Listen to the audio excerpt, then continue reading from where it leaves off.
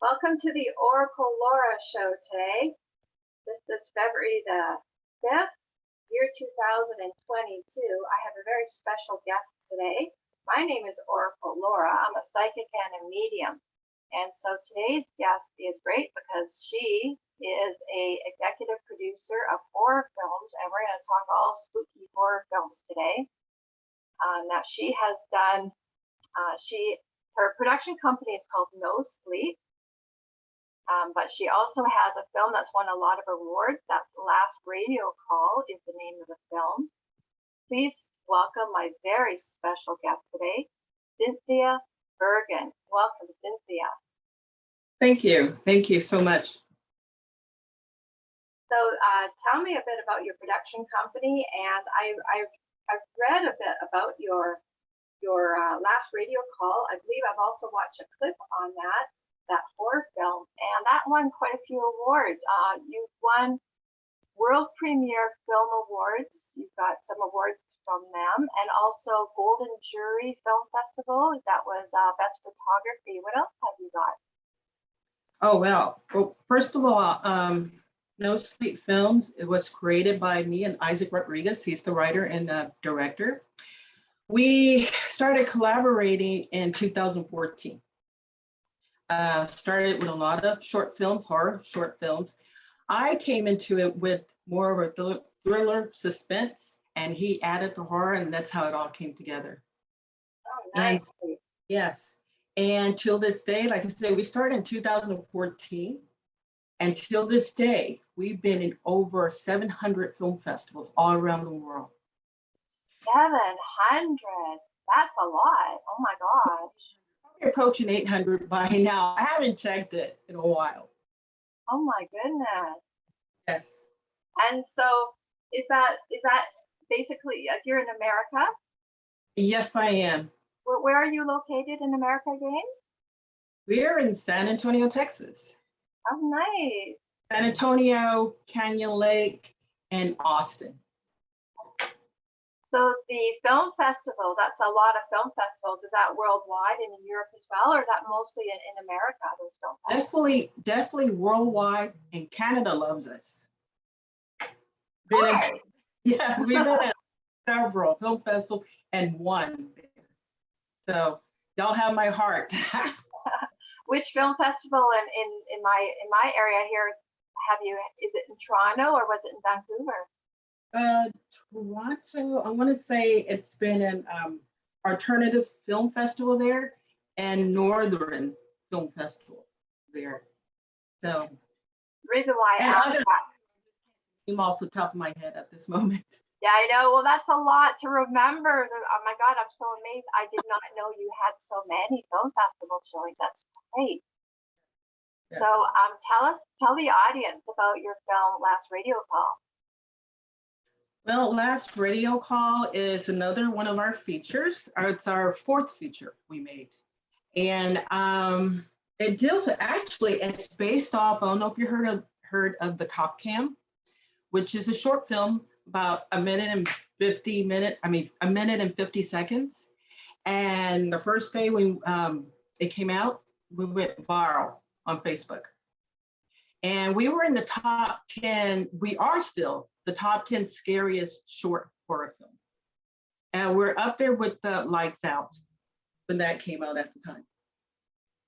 So yes, and so a lot of people have been kind of imitating it and all this other stuff.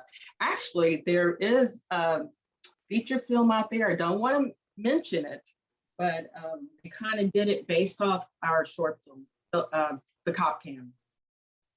Yeah, well, you know, if they felt inspired by you, but they sort of copied you, why promote them? Why tell? Actually, I saw it and I got Isaac on the phone. I said, dude, we need to make a feature film now out of the Cop Cam. And so he started writing the script, and that's how it all came about. Last Radio Call.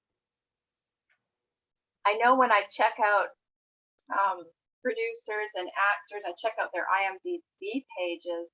I noticed that I I like to research people really well, and I like to go through their history of what they've done, even on LinkedIn. You know, when people connect with me, I always look at the huge long list of all their experiences and training. And I noticed that people who have started with shorts, they always eventually get into more of the full feature films after that. You know, they start out with the shorts and then it grows from there. So that's great. I'm really happy for you. What I would like to, you're my first female guest, and I feel so I honored. noticed. Yeah, Actually, Laura, all these guys are willing to be on my show, and I haven't been able to get any women. I've got more women booked for March. Those are going to be awesome. that's fantastic. I am so glad to have you on, and I wanted to ask you, has it been very challenging because of your gender? Have you noticed it being more difficult being in that industry as a woman? Well, it's funny you should mention that. When I first started out, I started writing. I wrote my first book called Strange Places, and then I started producing the feature film. Well, I did complete the film, but it was a journey. It was a journey for me. And it was hard because it's kind of is a man's world. And, you know, me being the only female, I had to stand up for my rights and everything. And I did not give up. And so look at me today. Thank you. That's right. It is like I find it, you know, sort of an extra amount of strength and determination and stubbornness that you have to seem to you go through a lot more. And I don't know if the men realize that, you know, that they figure that we've got the same struggles as them, but then on top of that, we've got this, you know, our gender as well. And it's that much more challenging, and you have to fight for it. And then you have to worry about being called the B word. And it's like, no, I'm not being a B. I'm really just trying to get what I feel I have a right to, like everybody else. And I'm having to fight harder for that. So that's what I wanted to ask you. I'm glad I asked. Yes, Laura. Oh my God, you just don't know. We'll talk later. It was something else. But what would you say to the women watching, those who want to follow in your footsteps, and maybe they're a producer or an actress and they want to be you? What would you say to those women as a motivation to not give up? What would you say? Just like what you just said, don't give up. I mean, it's a struggle, but each one of those struggles make you stronger. You have to try so much harder. Yeah, like it's stressful. And I find it's a challenge to not become that word that they want to call it, right? And I'm like, but I'm not. I'm a sweetheart, and you're making me into one. Stop it. I know, right? That's so true. That's so true. Like we don't want to be that. It's not like a choice. It's like we're sort of pushed into a corner. We have to come out kicking, and we don't really want to. You know, we don't want to be kicking anyone. And yeah, and then when the claws come out, oh boy,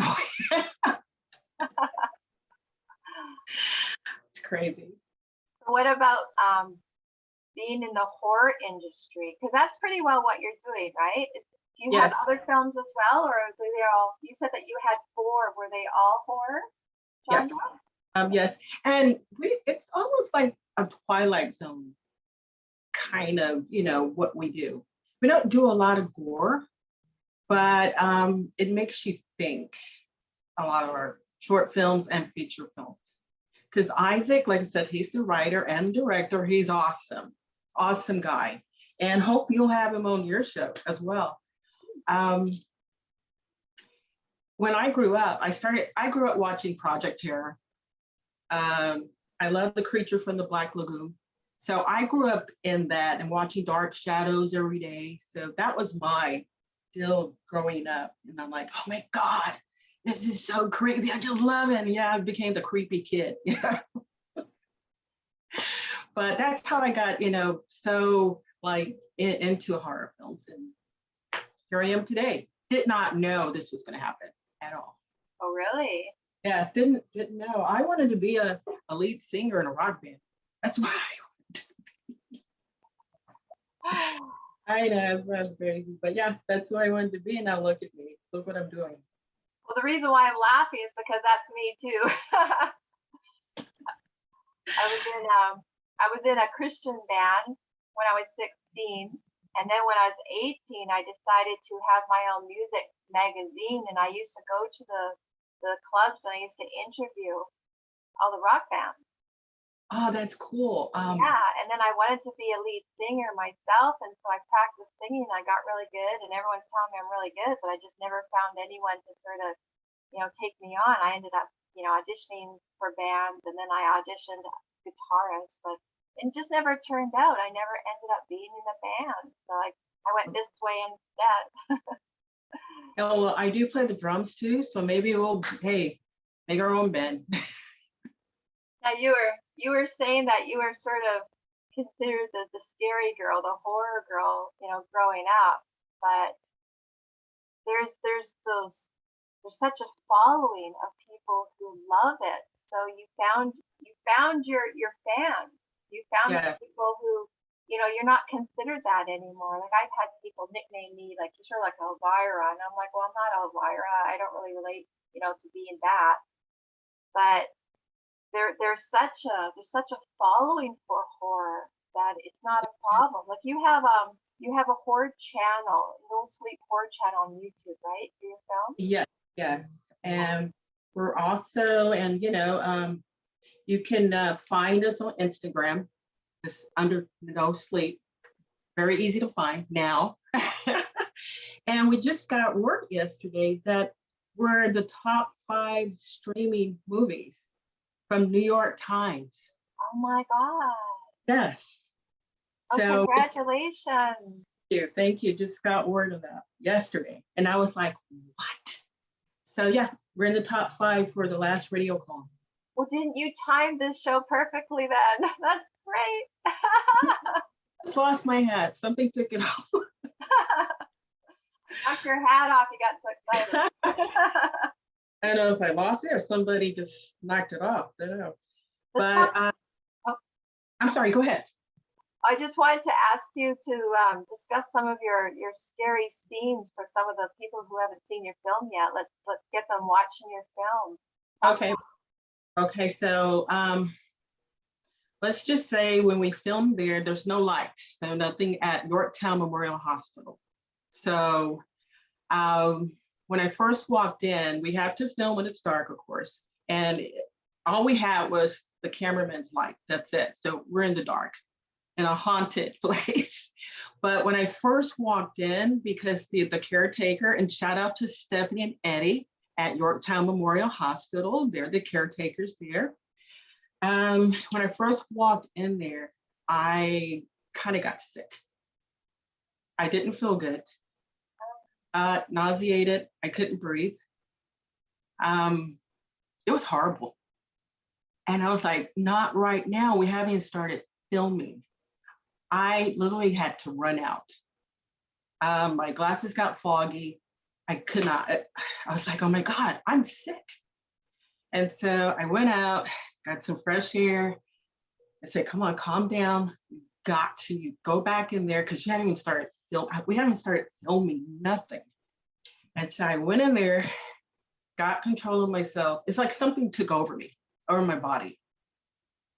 And so luckily through all the night, we start like at 8 o'clock at night and finish, I want to say around 1:30 in the morning there. So that was my experience starting to film there. And then our monster, Billy Necessary, which he came back. He's the creature that's in the cop cam. Well, he came back to the same role as the Red Sister.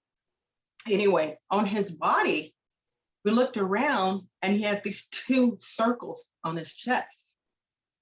And we were like, where did those come from? Because he was all bloody and everything, but 2 white circles. I actually took a picture of it and I'll send it to you. And yeah, we're like, where did that come from? So that was our first kind of scary moment. no, we kind of put a flashlight. Maybe he bumped the flashlight. No. And then after we did finish filming that same night, when I got home, my sound guy's like, "You're not gonna believe this." On back of his car, he had 2 brown circles. And so a week later, Isaac sent me a picture. We went location scouting at Yorktown, maybe about a year or 2 years ago. And he's like, "Cynthia, look at the door there. There's 2 circles. There's at the Yorktown back door, like orbs or something." But it's kind of crazy. I'll send you those pictures. I'm, as a medium, like I work with the dead, Right. and I've been to haunted places before, and I've had clients who invite me over to try to solve why their place is haunted. Right. And so, just off the top of my head, I would start to rule out. I would start with the door that you said where those circles were, because the thing is, circles keep appearing. So it's like they're trying to communicate about the circles, right? So that's why I would start there. Did any of this get on film? You said you've got pictures, but is this Pictures. I actually took the two circles from our actor. I have pics of that night as we filmed. Oh, great. I'll send those to you. But I had these, me, myself, my whole entire life have had some interesting things that happened to me. Interesting. That's gonna blow your mind until this day. And I have been called a witch. What? Because of your magical powers. I don't know. I'm a fire performer as well. Oh. Oh yes. So you're like, all these things are popping up about me. I like that. I'm a fire horse, so I love fire. Oh, sweet, sweet. But yeah, all these things through my whole life, it's been some things have just been happening that just blows my mind. So yeah, I've been called a witch. I'm like, okay, whatever. Boo, So, but getting back to the filming of Last Radio Call there, all I can say, you have to go. I don't know if you've ever been there to Yorktown Memorial Hospital. It is an experience. Will I go there again? I don't know. Because once when you walk in that building, it hits you. Yeah. It's What if you took a paranormal team with you, or someone like myself, like a medium? Then maybe you would feel a little bit more confident going in, and you would be able to have that research behind you. I don't know, Laura. I really don't know, because I just that day it just overtook my body. But I know I'll tell you one thing, there are some good souls there. They're not bad. But it's sad because a lot of them are trapped there. It's really sad. So It reminds me of a hospital that we have here. There's let's see, I believe it's near is it near? It's on the way to Coquitlam, I believe. It's sort of deeper in Burnaby. I'm trying to remember the name of it, but sort of past it when you're going on the highway towards Coquitlam. It's really known for being haunted, and they've shut it down because I think it was the women's mental institution, but it was also a lot of prisoners had gone there, people who were sentenced, who were mentally insane. They were sort yes. of put there.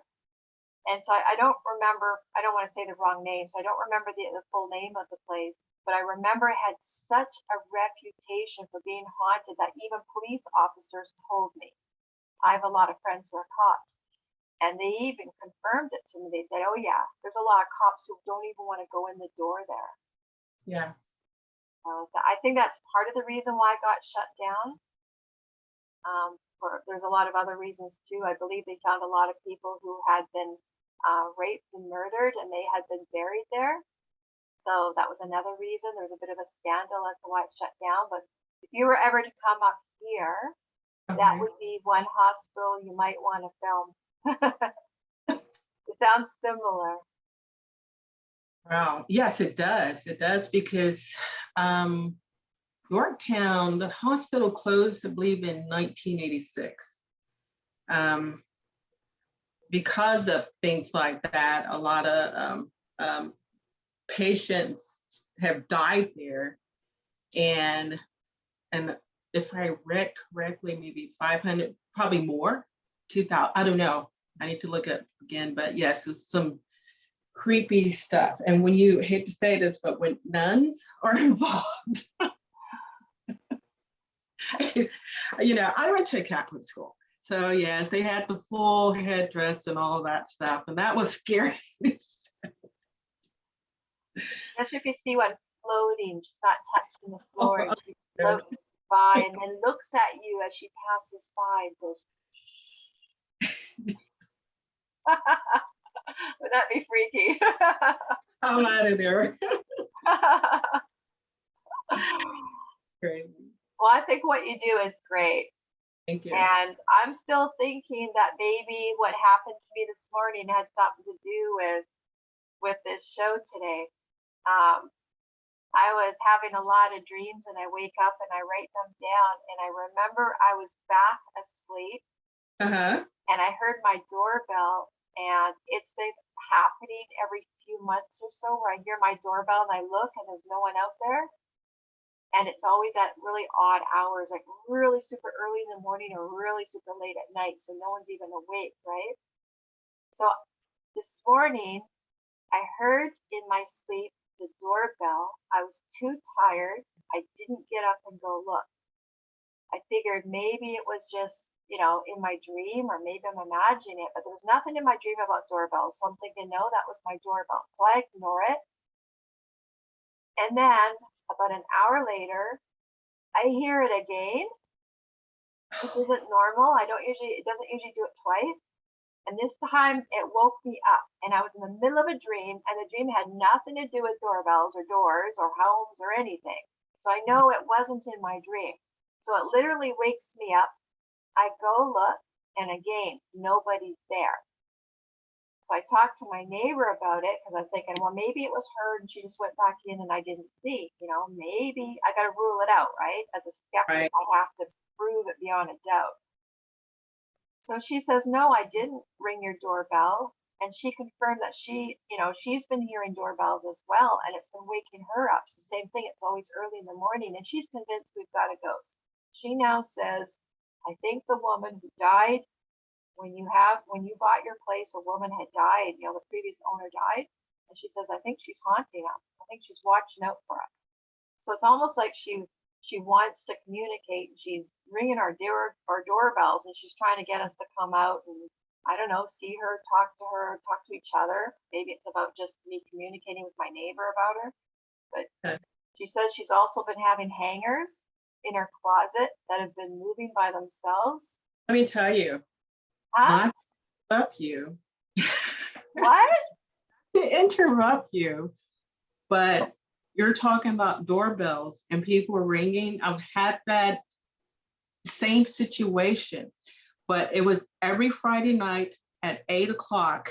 Somebody would ring the doorbell, and it's a person, and I would open up. First time it was like, did you order a pizza? I'm like, no, I didn't order a pizza. The following Friday, I'm not making this stuff up. The following Friday, doorbell. They were looking for somebody. No, they're not here. Another week, doorbell. It was the cops. I'm like, you got the wrong address. We didn't call the cops. And then finding out in the closet in the bedroom. Matter of fact, I'm writing a script about this actually. In the closet, I saw shadows. We're already having all the stuff happening in that townhouse anyways. And that was it. That was enough. I saw shadows, moved into the living room, didn't sleep in that bedroom again. There's more stuff. I can go on and on. Moved out, slept in the living room, got the hell out of that townhouse. Something was not right, but it's more to the story.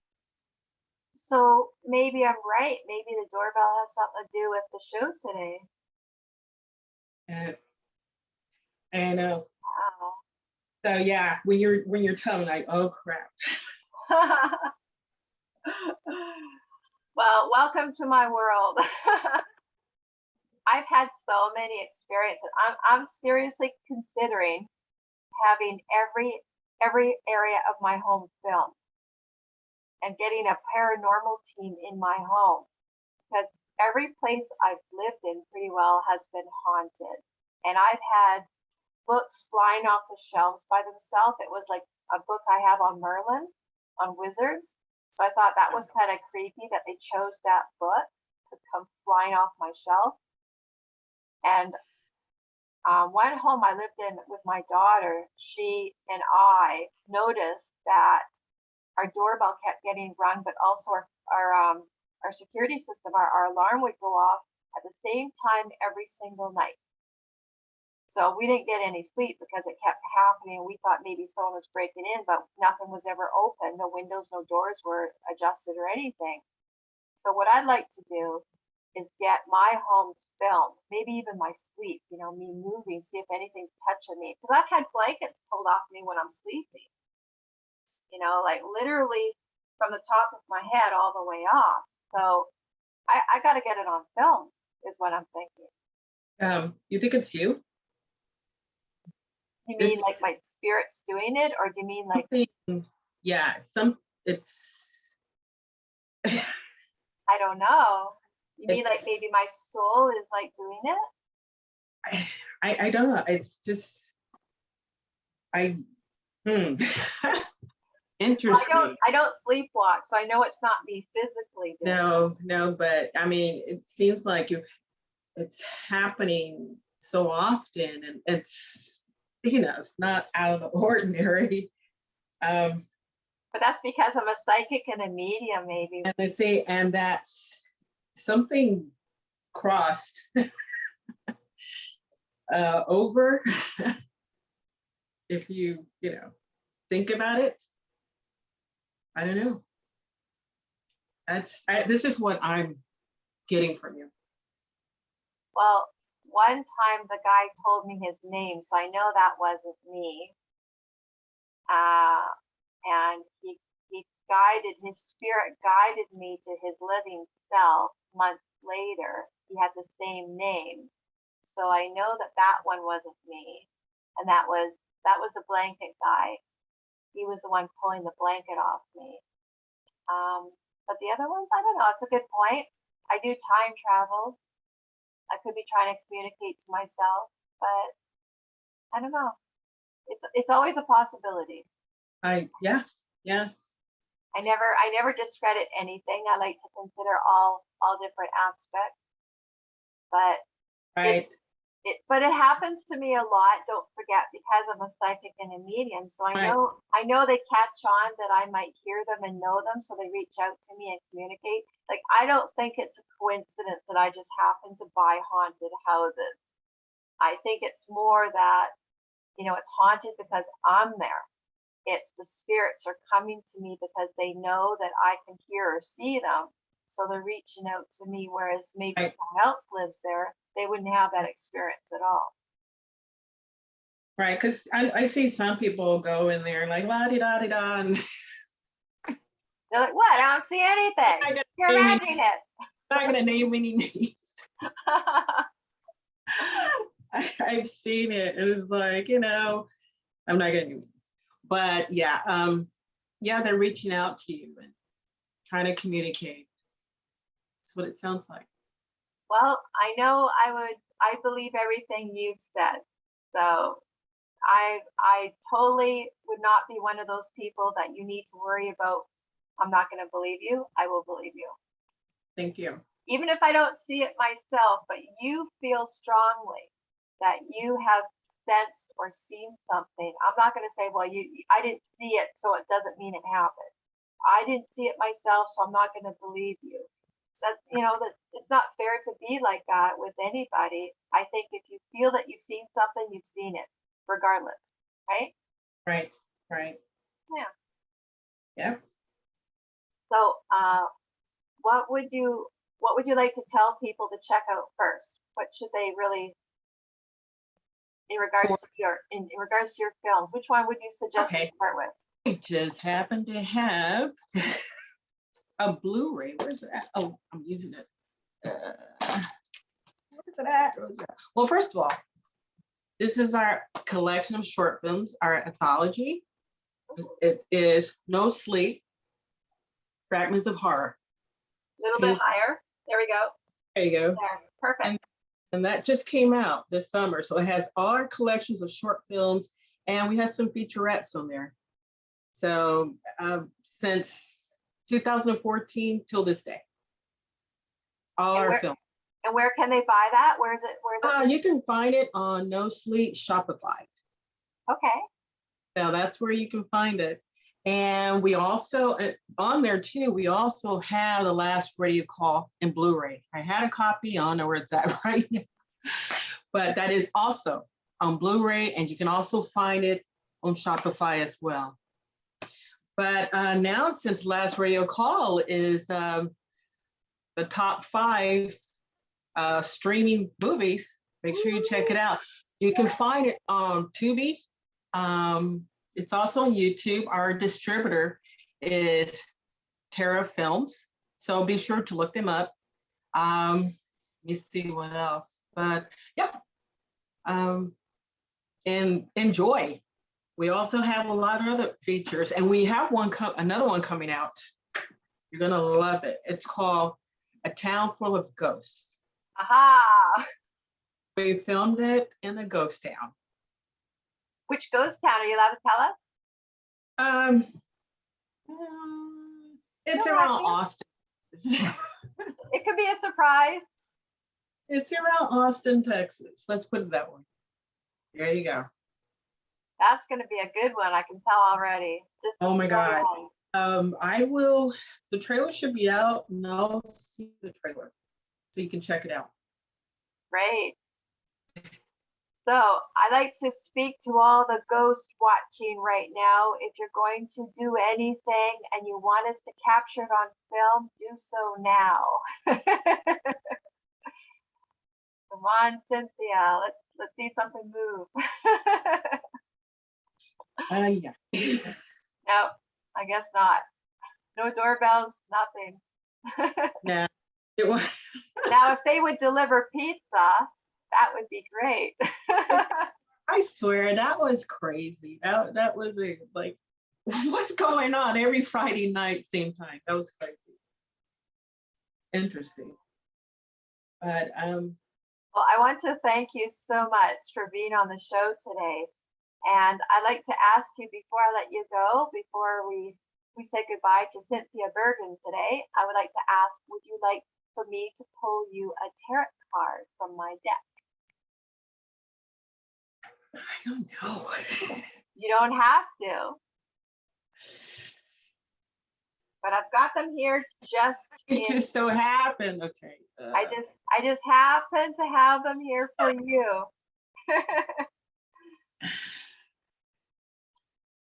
Okay, what would our viewers say? Would they say yes, or probably say yes? Go for it, right? Okay. Let's go for it. Okay, so here's my deck. And I have one that I pulled earlier for you, and then you can pull another one. But this one came up earlier before we came on show, and it was for you. So I want to read this one first, and then I'm going to have you pick one. Okay? So this one says, today I will do more for me. Oh, wow. So that means you're not doing enough for yourself. You need to do more for Cynthia. That means something personal. You know, whether it's just relaxing, chilling, or going shopping, anything that's specifically just for you. You hit the nail right on the spot. I hear that a lot, and I'm glad. Yes, it was accurate.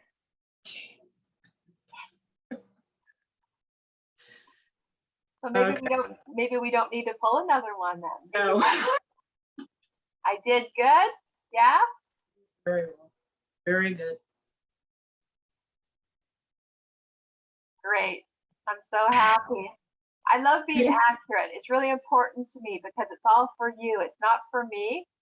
You know, I already Right. know I'm psychic. I've proven myself thousands of times. So I don't need to prove it to myself. I need to prove it to you. And the accuracy is to help you and your life. It's not about me. You know, when I give readings to clients, it's never about me. It's always for my client. And that is specifically all for you. So you need to do more for yourself, girl. You're doing too much for others and you need to do something personal for yourself. See that? Thumbs up. Yay! So thank you so much, Cynthia, for being on my show, The Oracle Laura Show. And everyone check out her films, please, because she rocks. She's got it going on with all the horror movies and the horror genre. And she's worked hard to get where she is, and she deserves all those awards. Every Thank, one of them. well, Thank you. thank you for having me so much. I really appreciate it. You're welcome. Bye. Bye.